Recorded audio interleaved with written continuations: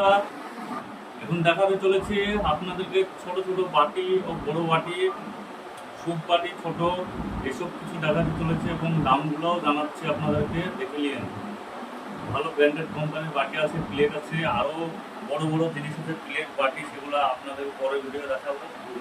দেখলেন আর দামগুলো জেনে নেন, আপনাদের সময় অপচয় করবো না। দেখলেন জিকে ট্রেডিং কোয়ের তরফ থেকে সঠিক দাম দেখলেন, এটা তো বুঝতেই পারছেন কি রাখা হয়, সব কিছুই রাখা হবে, আপনারা আমার থেকে ভালো জানেন। দেখলেন এই বাড়িটা দাম বলে দিচ্ছি আপনাদেরকে, এই বাড়িটার দাম কত হবে।